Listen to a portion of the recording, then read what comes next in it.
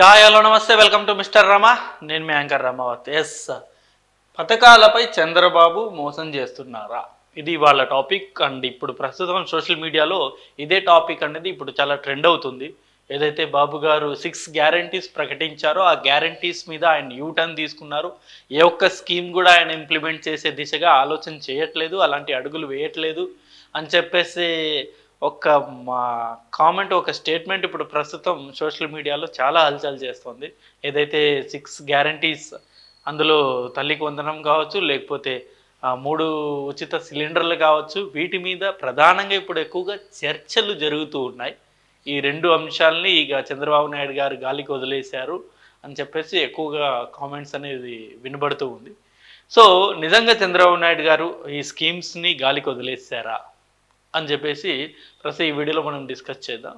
And ముందుగా ఈ అంశం మీద మీ అభిప్రాయాన్ని కింద కామెంట్ రూపంలో తప్పకుండా తెలియజేయండి. నిజంగా చంద్రబాబు నాయుడు గారు ఏదైతే 6 స్కీమ్స్, 6 గ్యారెంటీలు ఏదైతే ప్రకటించారో అవి అమలు చేస్తారా లేకపోతే హ్యాండ్ ఇస్తారా అనేది మీ అభిప్రాయాన్ని కూడా కింద కామెంట్ రూపంలో తప్పకుండా తెలియజేయండి. ఇక ముందుగా మనం వీడియోలోకి వెళ్ళిపోదాం. చంద్రబాబు నాయుడు గారు ప్రకటించిన 6 స్కీమ్స్ ఏంటి, అందులో ముఖ్యమైనవి ఏంటి ఒకసారి మనం చూసుకుంటే, 20 లక్షల ఉపాధి అవకాశాలు లేదా నెలకు 3,000 నిరుద్యోగ వృత్తి ఒకటి, స్కూల్కి వెళ్ళే ప్రతి విద్యార్థికి ఏడాదికి 15,000 ప్రతి విద్యార్థికి.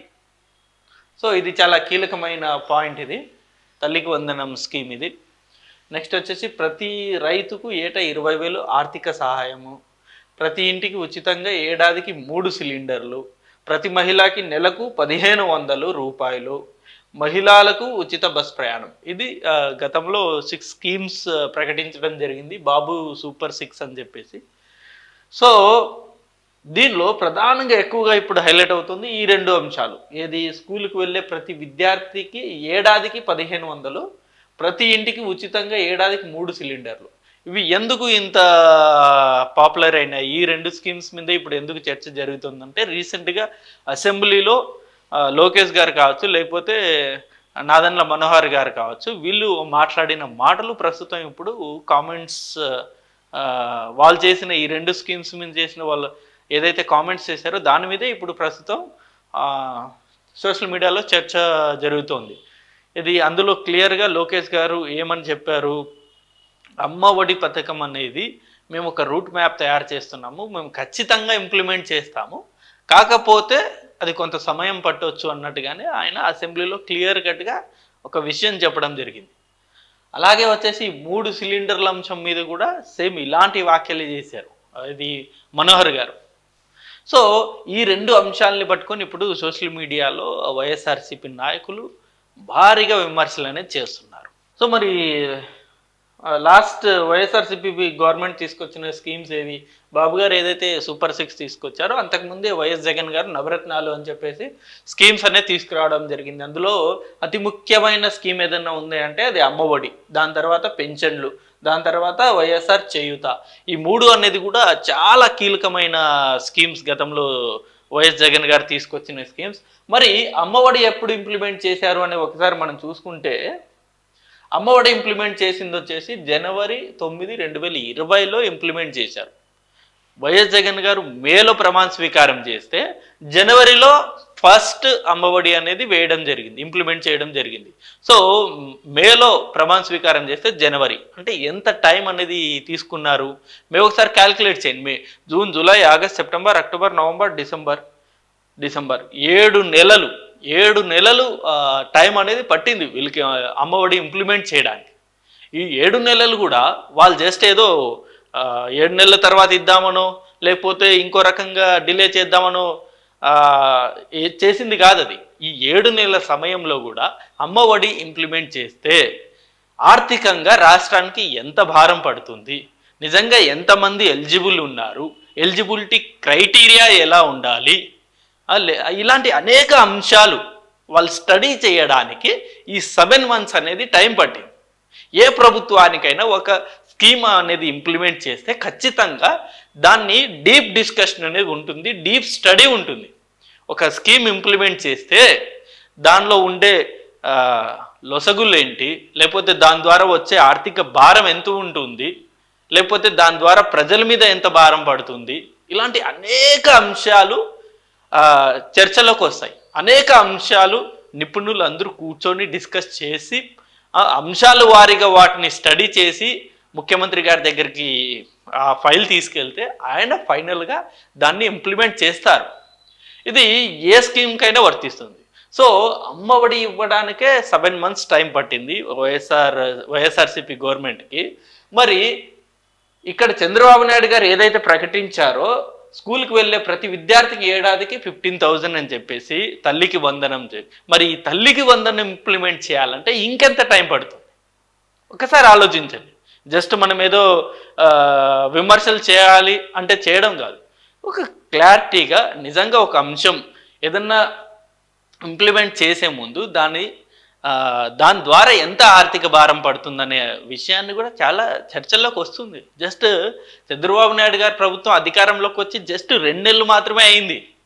ఇంకా 3 months 4 months 5 months కూడా ఇంకా కంప్లీట్ కాలేదు. జస్ట్ 2 months మాత్రమే అయింది. 2 monthsలోనే మీరు ఈ స్కీమ్స్ అన్ని ఇంప్లిమెంట్ చేయలేదు అంటే వాళ్ళైనా ఇంకేం చేస్తారు? జస్ట్ ఇప్పుడు ఫర్ ఎగ్జాంపుల్ చంద్రబాబు నాయుడు గారి గవర్నమెంట్ నిజంగా ఇంప్లిమెంట్ చేయాలనుకుంటే, ఈ స్కీమ్స్ అనేది ఇంప్లిమెంట్ చేయాలనుకుంటే వాళ్ళకి క్షణం పట్టదు. సెంట్రల్ నుండి అప్పు తీసుకొచ్చి ఇంప్లిమెంట్ చేయడం పెద్ద సమస్య కాదు. ఎందుకంటే సెంట్రల్లో కూడా వాళ్ళకి ఫేవర్గా ఉన్న గవర్నమెంటే ఉంది, కూటమి గవర్నమెంటే ఉంది, ఎన్డీఏ గవర్నమెంటే ఉంది సెంట్రల్లో. వాళ్ళు వెళ్ళి ఇదిగో మాకు ఇంత అప్పు కావాలని చెప్తే ఖచ్చితంగా వాళ్ళు ఇచ్చే పరిస్థితుల్లోనే ఉన్నారు. ఇప్పుడు ఆ అప్పు తీసుకొచ్చి ఇంప్లిమెంట్ చేయాలంటే అది క్షణాలు పట్టదు. కానీ ఎందుకు చేయట్లేదు? ఎందుకు దీని రూట్ మ్యాప్ మనం స్టడీ చేయాలి, దీన్ని ఎందుకు మనం కొంచెం ఒక లేట్ అయినా పర్లేదు మంచి టైంలోనే దీన్ని ఇంప్లిమెంట్ చేద్దామని ఎందుకు సమయం తీసుకుంటున్నారంటే ఈ తల్లికి వందనం మీద ఎంత భారం ఉంటుంది, లేకపోతే ఈ తల్లికి వందనం ఇంప్లిమెంట్ చేసేటప్పుడు అసలు నిజంగా అప్పు తీసుకొచ్చి మనం ఇంప్లిమెంట్ చేయాలా, లేకపోతే మన స్టేట్ రెవెన్యూ అనేది కొంచెం మనం జనరేట్ చేసిన తర్వాత, లేకపోతే జనరేట్ అయిన తర్వాత జనరేట్ చేయగలిగే ఒక స్తోమత వచ్చిన తర్వాత మనం ఎందుకని ఇంప్లిమెంట్ చేయకూడదనే ఒక ఆలోచనతోటే ఈ తల్లికి వందనం అనేది స్టిల్ డిలే అవుతుంది తప్ప అప్పు తీసుకొచ్చి తల్లుల అకౌంట్లో వేయడం ఎంతసేపు? క్షణం పట్టదు అది. సో ఈవెన్ ప్రతిపక్షాలు కూడా దీని గురించి ఆలోచించాలి, కొంత టైం ఇవ్వాలి ప్రభుత్వానికి. ఏ ప్రభుత్వం అయినా సరే కొంత టైం అనేది ఇవ్వాలి. గతంలో ఇదే వైఎస్ఆర్సీపీ గవర్నమెంట్ జనవరిలో ఇంప్లిమెంట్ చేసింది. అప్పుడు టీడీపీ ప్రతిపక్షంలో ఉంది, వాళ్ళేమి వెంటనే ఇంప్లిమెంట్ చేయాలని చెప్పేసి రోడ్లు ఎక్కలేదే, లేకపోతే వెంటనే ఇంప్లిమెంట్ చేయాలని చెప్పేసి ప్రెస్ మీట్లు పెట్టలేదు, వెంటనే ఇంప్లిమెంట్ చేయాలని చెప్పేసి ఏనాడు కూడా అంత ఫోర్స్ చేయలేదు. టైం ఇచ్చారు, వాళ్ళే ఇంప్లిమెంట్ చేస్తారు. ఇంప్లిమెంట్ చేయకపోతే మనం భవిష్యత్తులో ప్రజలతో కలిసి పోరాటాలు చేద్దామని చెప్పేసి వాళ్ళు టైం ఇచ్చారు. సో వైఎస్ఆర్సీపీ కూడా ప్రస్తుతం అదే చేయాలి. ప్రస్తుతం ఉన్న కూటమి గవర్నమెంట్కి కొంత టైం ఇచ్చి నిజంగా వాళ్ళు ఇంప్లిమెంట్ చేయలేని పరిస్థితి ఉంటే అప్పుడు ఖచ్చితంగా మీరు రోడ్డు మీదకి వచ్చి పోరాటాలు చేస్తే ప్రజా మద్దతు కూడా ఖచ్చితంగా వైఎస్ఆర్సీపీకి ఉంటుంది. అలా కాకుండా వచ్చిన నెలలోనే మీరు ఎందుకు ఇంప్లిమెంట్ చేయలేదు, వచ్చిన 2 నెలలకే మీరు యూటర్న్ తీసుకున్నారు, ఇలాంటి స్టేట్మెంట్లు ఇస్తే నిజంగా వైఎస్ఆర్సీపీ పార్టీకే అది రివర్స్ బౌన్స్ బ్యాక్ అవుతుంది. జనాలు ఎవరైనా అదే ఆలోచిస్తారు కదా, అరే కంపల్సరీ కొంత టైం ఇవ్వాలి, టైం ఇవ్వకుండా వీళ్ళు ఎందుకు ఇలా చేస్తున్నారని ఒక ఆలోచన ప్రజల్లో కూడా కలుగుతుంది. మనం అనుకుంటాం ప్రజలు ఏం ఆలోచించట్లేదని, లేదు, ప్రజలు అన్నీ గమనిస్తుంటారు. వాళ్ళు సైలెంట్గా ఉంటారు కానీ వాళ్ళు ఎక్కడ సమాధానం చెప్పాలో అక్కడ ఖచ్చితంగా సమాధానం చెప్తారు. అండ్ అలాగే పెన్షన్ కూడా మనం చూసుకోవచ్చు. 2,000 ఉన్న పెన్షన్ని 3,000 పెంచడానికి వైఎస్ జగన్ గారు ఆల్మోస్ట్ 5 years టైం తీసుకున్నారు. ఆయన 5 years తర్వాత 2,000 నుండి 3,000 అనేది పెన్షన్ అనేది అయ్యింది. 250 ఇలా పెంచుకుంటూ పోయారు. సో జస్ట్ 1,000 రూపాయలు పెంచడానికే అంత టైం తీసుకున్నారు. ఒకసారి మీరు చూసుకోవచ్చు, ఇదే చంద్రబాబు నాయుడు గారు ఇప్పుడు ప్రస్తుతం పెన్షన్ అనేది 3,000 ఉన్నదాన్ని 4,000 అనేది జస్ట్ ఒక్క రోజులోనే ఆయన పెంచగలిగాడు. ఫస్ట్ మంతే 4,000 పెన్షన్తో పాటు గత 3 నెలలు పెన్షన్ కలిపి ఇచ్చారు. సో ఆయన ఇదొకటే నిదర్శనం. ఆయన పథకాల పట్ల, అమలు పట్ల ఎంత చిత్తశుద్ధిగా ఉన్నారని చెప్పేసి ఇది ఒక్క అంశం చాలు ఆయన గురించి చెప్పడానికి. సో అదొకటే కాదు, అనేక స్కీమ్స్ ఆయన ఇంప్లిమెంట్ చేసే దిశగానే అడుగులు వేస్తున్నారు. ఆగస్ట్ 15 నుండి మహిళలకు ఉచితంగా బస్ ప్రయాణం కల్పిస్తున్నారు. అన్న క్యాంటీన్లు మళ్ళీ రాబోతున్నాయి. ఇలా అనేక స్కీమ్స్ అనేది ఆయన ఆల్రెడీ ఇంప్లిమెంట్ చేయాలనే ఒక డెసిషన్తోనే ఉన్నారు. But every government takes time. అది ఖచ్చితంగా చంద్రబాబు నాయుడు గారే కాదు, ఏ ప్రభుత్వం అయినా సరే కొంచెం సెట్ అయ్యి అన్ని ఇంప్లిమెంట్ చేయడానికి కొంత టైం అనేది పడుతుంది. ఆ టైం గ్యాప్ని ఖచ్చితంగా వైఎస్ఆర్సీపీ తగినంత సమయం ప్రస్తుతం ఉన్న కూటమి గవర్నమెంట్కి ఇచ్చి వాళ్ళు నిజంగా ఈ స్కీమ్స్ అనేది ఇంప్లిమెంట్ చేయలేని పరిస్థితి ఉంటే అప్పుడు ఖచ్చితంగా దీని మీద మీరు గల్లమెత్తితే అప్పటికి ప్రజల్లో ఈ ప్రభుత్వం మీద వ్యతిరేకత అనేది వస్తుంది. కాబట్టి అది రెండు కూడా మీకు అడ్వాంటేజ్ అయ్యి ఖచ్చితంగా మళ్ళీ మీకు ప్లస్ పాయింట్ అవుతుంది. సో ఇది నేను ఈ వీడియో ద్వారా చెప్పదలుచుకున్న అంశం. అండ్ ఈ అంశం మీద, ఈ వీడియో మీద మీ అభిప్రాయాన్ని కూడా కింద కామెంట్ రూపంలో తెలియజేయండి. And thank you for watching this video. Thank you.